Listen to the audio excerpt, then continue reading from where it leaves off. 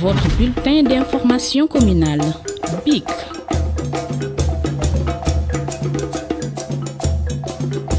Je voudrais revenir sur une question qui a été soulevée par la conseillère Madame Marisol Ndiaye relativement à une population qui a été déposée et qui est une population légalisée au niveau de la gendarmerie. À cet effet, je voulais juste faire lecture de l'article 148 du Code général des collectivités territoriales qui stipule que un conseil municipal empêché peut donner à un collègue de son choix procuration écrite légalisée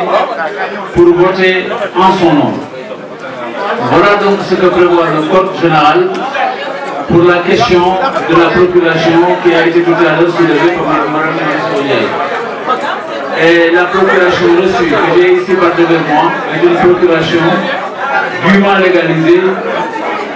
avec la désignation de celui qui a été choisi. Et cette légalisation a été faite par la gendarmerie nationale. Je voulais juste donc revenir sur ce que nous avons vécu depuis ce matin. Nous avons procédé aujourd'hui, sous la direction du préfet du département de Pikine, M. Moustapha Ndiaye, à d'abord l'installation du maire de la ville de Pikine, élu au suffrage universel direct par les populations de ce département, ce qui a été fait dans un premier temps, me permettant ainsi de profiter de cet instant pour remercier l'ensemble de la population du département de Pikine pour cette confiance renouvelée.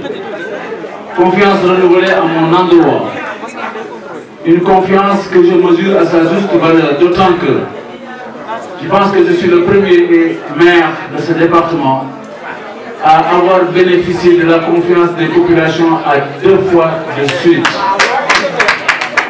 À cet effet, je mesure donc sincèrement la confiance placée à ma personne, à ma modeste personne. Une occasion pour moi de remercier aussi son Excellence, Monsieur le Président de la République, M. Macky Sall, d'avoir aussi placé sa confiance à ma personne, à moi choisi comme tête de liste proportionnelle de la ville de Pikine. Je remercie l'ensemble des responsables de la coalition Benno Bokk Yakaar du département de Pikine,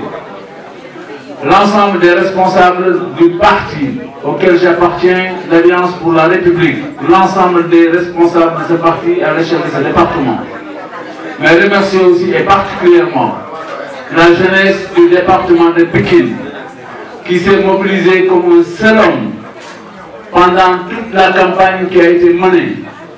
Et je ne me cacherai pas de le dire, je remercie sincèrement l'un d'eux particulièrement, M. Iboulaye Ngom, et l'ensemble des jeunes qui l'ont accompagné à travers ce département pendant toute la campagne. Occasion aussi pour moi de remercier les notabilités religieuses coutumières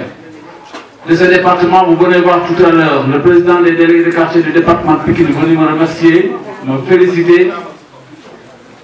mais aussi le président des imams du département de Pikine,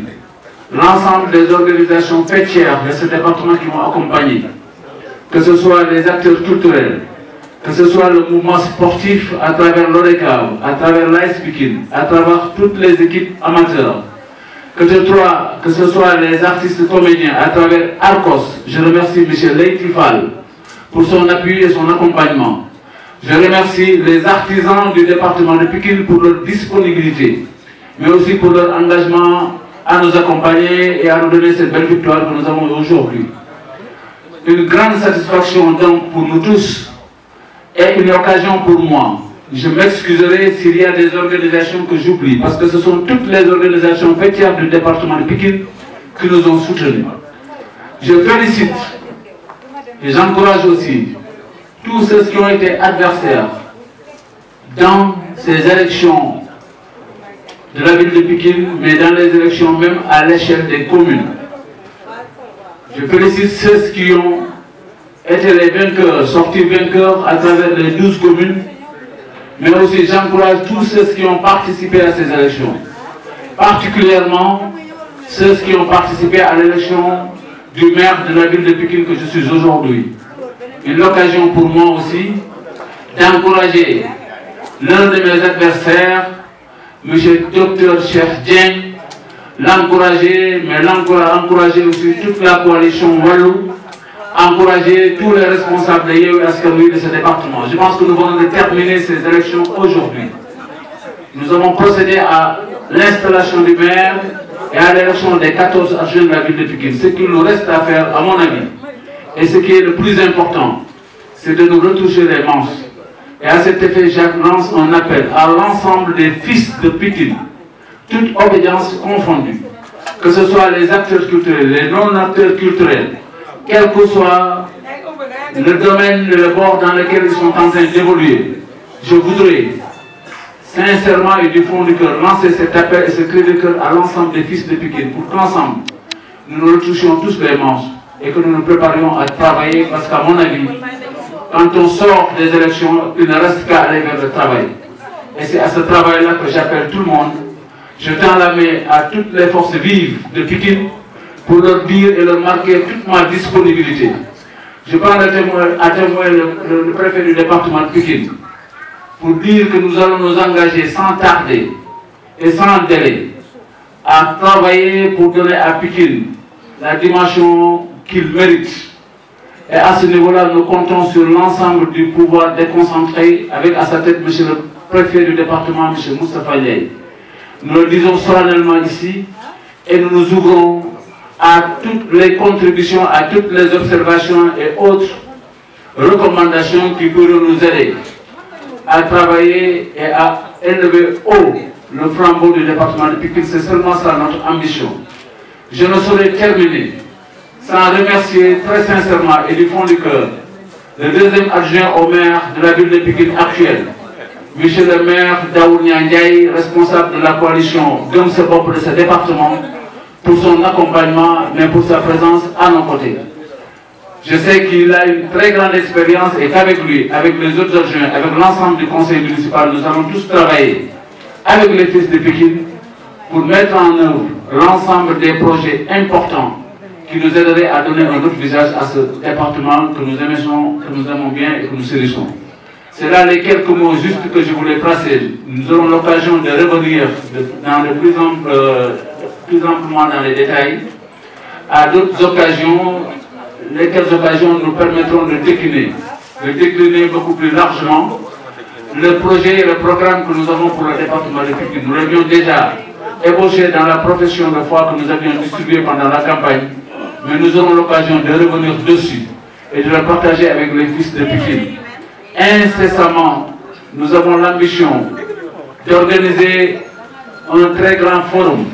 une très grande rencontre à l'échelle du département où nous appelons tous les fils de Pikine, de quelque bord qu'il se soit, pour qu'ensemble, autour de table, on puisse réfléchir et ensemble bâtir la vision et l'ambition que nous avons pour ce département. C'est là les quelques mots que je voulais placer, tout en vous remerciant tous, messieurs et chers journalistes, de votre présence. Merci à vous tous et à tous. ma tënk ko ci wolof waaw li ma bëgg a wax moom mooy ñu ngi sant yàlla bu baax tey bi yàlla dogalee ñu ñëw ñu pare li nga xamante ne lii moo nañu dajale woon fii depuis ci suba ñu yendi fi ba léegi guddi na la ko waral nag moo doon dañu waroon ci njiitalu préfet département de Pikine monsieur Moustapha Ndiaye waroon d'abord installer maire de la ville de Pikine bi nga xam ne askanu Pikine ñoo ko fal keroog 23 janvier ñu waroon ko installer ndaxte fal gi am na ba pare waaye it ñu waroon fal tey jii conseil municipal bi waroon fal fukki adjoint ak ñeent yi nga xam ne ñoom ñoo ko war a gunge ci liggéey bi ànd ci ak conseil municipal bi yëpp. loolu nag la ñu doog a def léegi di ko doog a deexale nii ñu bëggoon ci profité pour gërëm askanu Pikine yëpp ci kóolute gi ñu am ci ñun. kóolute gi ñu am ci ñun ba joxaat ñu seen confiance pour que tegaat ñu fii ci boppu mairie ville de Pikine waaye kóolute gi doon loo xamante ne ni ñun suñu bopp xam nañu dayoo gi mu toll ak ñun niñ ko war a jàppee ak sëf gi nga xam ne sëf nañu ko li tax ñuy wax naan sëf nañu mooy fi mu toll fi ne dañoo ñaaxaat li tax ñu ñaax ñu mooy ñoo fi nekkoon maire waaye ñu dellusiwaat dénkaat ñu ko loolu nag mosuta am ci Pikine c'est la première fois ñu gis maire Pikine bu ñu fal ñaari yoon ñu toppante bu ñu fal ñaari yoon sax mosuta am waxutuma laa ko ñu fal ñaari yoon ñu toppante kon loolu ñu ciy gërëm di si sant askanu Pikine yëpp di leen wax ne xam nañu li ñu defal mooy lan xam nañu sas bi ñu sas mooy lan te it bu soobee yàlla nañ ko war a yëngu ak nañ ko war a jàppee xam nañ ko bu baax a baax te dinañ ci taxaw muy occasion ci ñun ñu gërëm leen waaye gërëm son excellence monsieur le président de la république Macky Sall ci confiance bi ma amoon ci ñun ba taat na ñu jiital ñu def ñu tête de liste proportionnelle ville de Pikine ñu ko ciy gërëm di ko ci sant bu baax a baax di gërëm di sant ñëpp ñi nga xamante ne bii yàlla may na leen faral ci suñu coalition Benno Bokk Yaakaar ci département bi di leen félicité bu baax a baax a baax muy juróom-ñaari communes yi nga xamante ne nekk na ci ñoo xam ne ay loxo yu waa Benno Bokk Yaakaar waaye it di félicité yeneen juróomi communes yi nga xam ne ñeneen ñi doomu Pikine ñoom lañ fa faral jiital leen di wax ne bi génnee léegi ci li nga xamante ne moo nekkoon élection yi ba installé nañ ñëpp parce que tey jii dañ doon def installation bi mujj mooy installation maire de la ville ndaxte yeneen maire yëpp installé nañ leen ba pare ñu xam ne nag léegi li ci des moom mooy liggéey li ci des mooy ñun ñëpp ñu booloo joxante loxo liggéeyandoo ensemble ngir jëriñu Pikine dara nag taxawoon ñu laaj baatu Pikine loolu bu ñu xasee nag ba yàlla dénkuñu ko dañu bëgg a dellusiwaat ci xamal nit ñi ne loolu moom moo ñu fi bàyyi tey moo ñu fi bàyyi ëllëg ñu bëggoon wax doomu Pikine yépp ne ñu ngi leen di tàllal loxo ak fu ñu munti nekk moo xam ñu ne ci réew mi moo ñu xam ñu nekk ci bitim réew dans la diaspora ñoom ñëpp ñu ngi leen di tàllal loxo pour que ñu àndandoo ku ci ne sa xalaat sa gis-gis ak sa mën-mën ñu ànd boole suñuy doole ngir liggéeyal Pikine loolu rek moo ñu soxal moo tax tey jii bi ñu jógee ci lii nga xam ne mooy installation muy préoccupation bi gën a sori ci ñun ginnaaw loolu ñu ngi sant di gërëm bu baax a baax ñi nga xam ne ñëpp ñooy kilifa yi nekk ci biir dëkk bi kilifa diine yi kilifa aada yi délégué de quartier yi imam yi organisation faîtière yi fi nekk yëpp ndaw yi nga xam ne ñoo nekk ci sport bi moo xam waa ODCAV moo xam waa AS Pikine moo xam acteurs culturels yi nga xam ne ñu ngi fi moo xam artistes yi nga xam ne ñu ngi nekk ci biir Arcos moo xam ñi nga xamante ne ñoom ñoo nekk les artisans du département de Pikine toute organisation bu ma limee dinaa jum waaye lépp luy organisation faîtière ci département bi ñu ngi leen di gërëm di leen sant ci seen taxawaay ak seen jàppale. di wax ne aussi ñu ngi gërëm di sant bu baax a baax la coalition Benno Bokk Yaakaar bi ñu bokk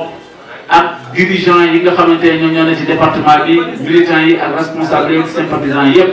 di leen gërëm di leen sant ci seen jàppale di gërëm di sant bu baax a baax waa Alliance pour la République responsable ya fa nekk militants yi ak sympathisants yi waaye di bëral nag cant bu baax a baax ndaw Alliance pour la République ak ndaw Benno Bokk Yaakaar ci seen taxawaay ci biir campagne bi moom mënu cee tudd kenn koo xam ne mënu ma ko ñàkk a wax muy Ibulaay Ngom ci taxawaayam ci campagne bi yëpp moom ak ndaw ñu àndal ma ko ciy gërëm di ko ci sant bu baax a baax waaye di gërëm di sant aussi ñëpp ñi nga xam ne jàpp nañu ci campagne bi ba ñu dugg ci ak jàmm génn ci ak jàmm moo xam ñi falu ci ñun nga xam ne ñun ñoo ànd ak ñoom moo xam ñi falu ci beneen boor ba waaye it di encouragé bu baax a baax ñi nga xam ne bokkoon nañ ci joŋante yi te yàlla falu leen ñu xam ne yàlla mooy fale waaye ñu ngi leen di encouragé ak ku mu ci mënti doon ma bëggoon ci tudd nag kenn ci ñoom koo xamante ne kii man ak moom xëy na joŋante nañu bëggoon ville de Pikine muy docteur Cheikh Dieng ma koy encouragé bu baax di ko tàllal na ko comme ni ma ko tàllalee doomu Pikine yépp pour que ñu àndandoo liggéeyandoo ensemble jiital njëriñu Pikine kese ndaxte loolu moom moo ci des leneen amatu fi pare nañ ci élection li ci des mooy liggéey ñu tàllal loxo ñëpp ñu ubbi suñu loxo ci ñëpp di ñaan yàlla yàlla may ñu kàttan ba li nga xamante ne moom la ñu bëgg yàlla may ñu yeggale ko ak jàmm di gërëm di sant ñi ñu jàppale ci suñu coalition yëpp waaye di ci beral loxo monsieur le maire Daour Ndiaye ak waa gëm sa bopp yi nga xam ne ñëw nañu ñu àndandoo ginnaaw bi résultat yi tombé ñu àndandoo ngir jëriñu Pikine àndandoo pour liggéeyal Pikine di gërëm di sant nag soxna yi Pikine yëpp toutes les femmes du département de Pikine particulièrement les femmes de Benno Bokk Yaakaar et les femmes de l'Alliance pour la République ci seen taxawaay bi nga xam ne taxaw nañ ko du début à la fin pendant toute la campagne mais aussi bien après la campagne quelles que soient les initiatives qui ont été prises maa ngi gërëm di sant ñëpp di ñaan yàlla yàlla may ñu kattan wéral ñu may ñu xel mu ubbeeku ak ambition yu toll ci fi ñu bëgg a yóbbu Pikine di ñaan yàlla doomu Pikine yëpp déggee ñu noonu ñëw bokk ak ñun ñëpp ñu àndandoo liggéey ngir jëriñu Pikine loolu laa bëggoon wax nañu def yëpp waaw dama ne woon sànq ci tubaab ne bu ñu génnee ci li incha allah ci fan yii ñuy ñëw wala ci weer yi ça dépend ci comment on va commencer l'organisation li ñu am comme ambition mooy ubbi benn forum bu mag boo xam ne dañ koy organiser woo ci kàngamu Pikine yëpp ak fu ñu mën ci nekk talal loxo pour que ñu ñëwandoo autour d'une table ñun ñëpp ñu toogandoo weccoo xalaat waxtaan ci li nga xam ne ñun mooy suñu ambition waaye ñoom it lan moo ci seen gis-gis ak lan moo ci seen observation wala recommandation particulièrement ci njëriñu Pikine forum boobu bëgg nañu ko organiser di ko woo di ci woo doomu Pikine yëpp ñi nga xam ne ñoo fi ne même ñi fi nekkul nekk ci diaspora bi te mun ci indi seen contribution ñu ngi ñaan yàlla ñoom ñëpp ñu déggee ñu noonu te buñ ko wootee aussi ñu gisee ko noonu ñun ñëpp ñu àndandoo ci liggéey ngir njëriñ Pikine maa ngi leen si gërëm ñëpp di sant leen jërëjëf